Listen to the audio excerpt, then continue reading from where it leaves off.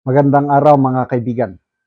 Bigyan natin ng reaksyon, opinion itong post ni Mr. J. Zonza. Sabi niya, may ikukonsulta sana ako sa aking kaanak na cardiologist na si Dr. Vicente Manansala Balaso at respiratory expert at kapitbayan kong si Dr. Ching Andulana.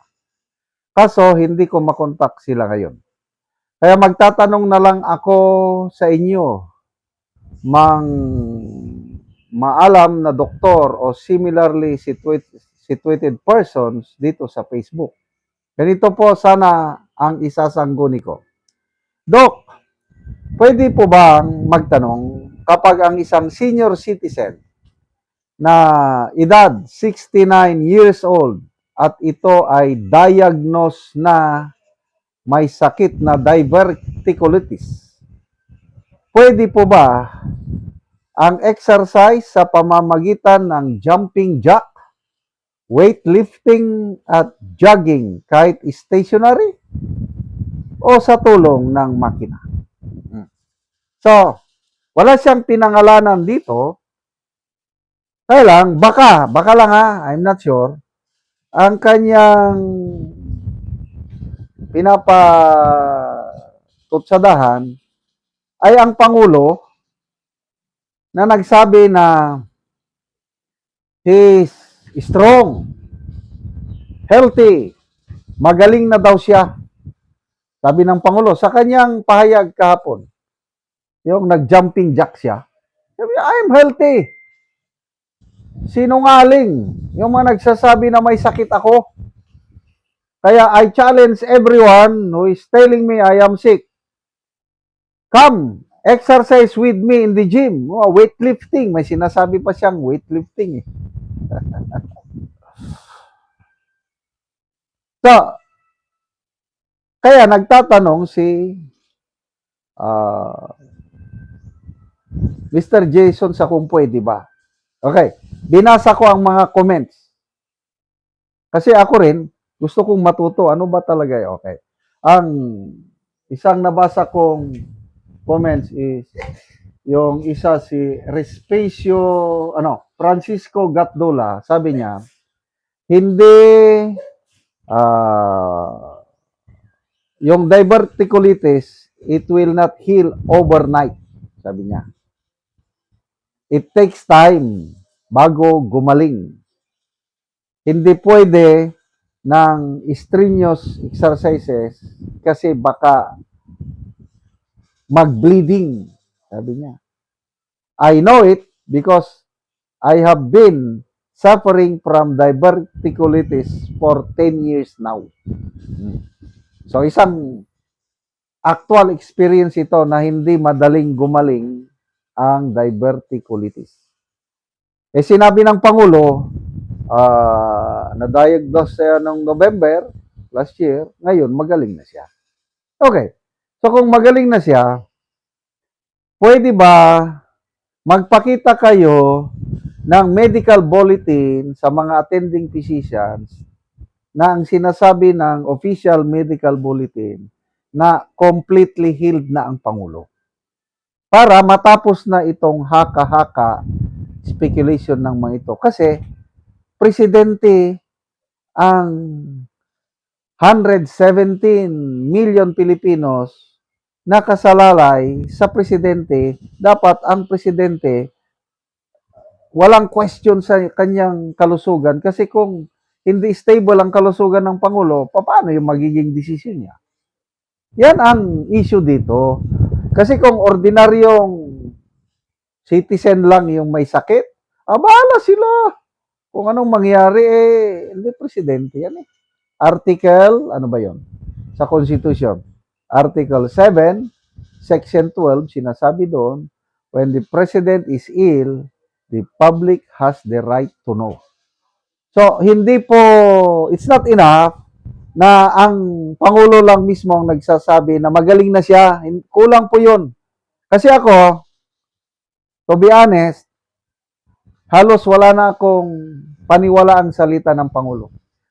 Kasi ang dami niyang mga salita, kabaliktaren ang nangyayari. Hindi na rin ako maniwala kay Auntie Claire Castro na nagsasabi na magaling ng Pangulo. Maniniwala ako sa mga doktor. Kasi ang mga doktor, hindi magsisinungaling yan tungkol sa kanilang trabaho. So, kung talagang magaling na siya, di official medical bulletin.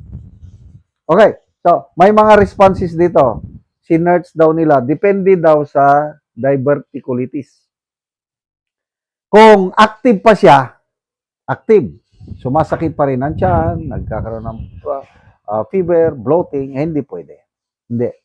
Kailang kung gumaling na daw, pwedeng mag-exercise, kailang light exercises.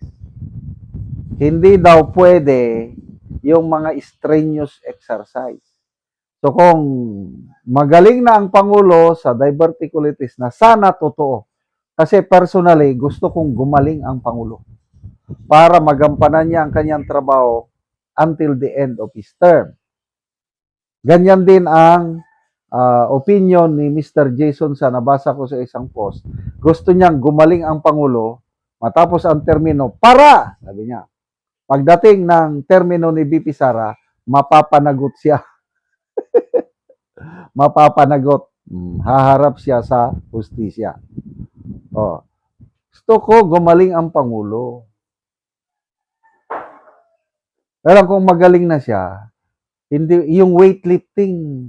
Nasubukan ko ring mag-weightlifting, kaya lang hindi ko na itinuloy. Mahirap na exercise yung weightlifting. Jogging, mahilig akong mag-jogging dahil nagmamarathon ako. But at my age, 66 na ako, mag-jogging ako, sumasakit na ang tuhod. Kaya ang exercise ko ngayon, walking na lang. Kaya ang sinasabi sa mga nag-comment, pwede kung gumaling na sa diverticulitis, slow pace exercise, walking na lang, stretching, ganon. Hindi pwede yung pa-jogging-jogging. Nakakatawa, overacting yung inilabas ng PCO ngayon na video na nagja-jogging ang Pangulo sa loob ng Malacanang compound kasama ang ibang mga reporters ng Malacanang press corps. Hindi ako bilib doon. Bibilib lang ako kung magpakita sila ng video o press conference na ang nandun, hindi yung mainstream media. Yung mga vlogger na mga sina Banat Bay, sina Teo Moreno, Kipichu, yun. Kung sila ang kasama ng Pangulo na nag-jogging, maniwala ko. Kailan kung mainstream media, huwag na. Wala na rin akong tiwala sa mainstream media. Salamat mga kaibigan sa inyong pagsubaybay sa ating channel. Nakakatulong kayo ng malaki sa tribong Talandig ng Bukidnon dahil ang income natin sa channel na ito is pantulong po sa tribo.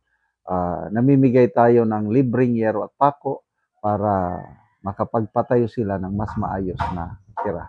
Panoorin niyo ang video na ito. Muna ni ang natabangan ng Mugyero. Sa sin kay makakuha na sa mong balay.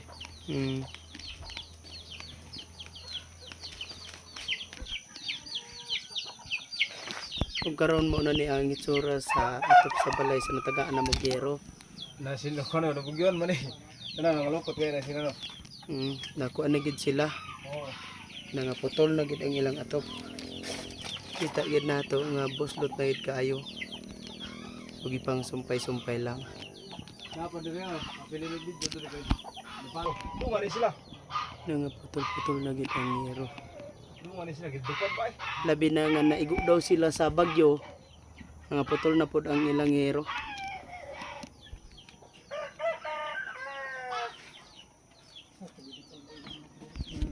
So karon pila na ni katuig ang imong balay? Napulo na katuig. So dugay-dugay na gyud. So nagantos na gid mog ulan ani. Oo, tungod wa kay kakapalitan ni giro. Oo. So unsa ra day mong trabaho? Ay pagyuta ra. Kanang mag-uma lang. Oo, magumara. O kamay gid ang income. Mao gani. Say mapilyor pag yun. Maperil pag yun. Di ka bawi na igo ra gid pagkaon. Lagi. So pila ka buok ang imong anak? Isa pa man. Isa pa. So kuan gyud. Asa day mong asawa karon? Tuwa dito. Ay, so naglakaw siya. Oo. Lagi. Sa nga naman sa sulod na sa napulo na katuig, wala gid mo nakapalit og atop. Igo ra gid ipalit og kang pagkaon. Igo ra gid sa konsumo.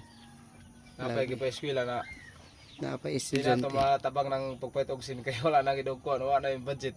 Wala na budget. Salamat din kay sa Ginoo nga pagtabang na mog sin nga maka ilis na gidugatop among balay. So, salamat kayo ba? Salamat kayo. Mm.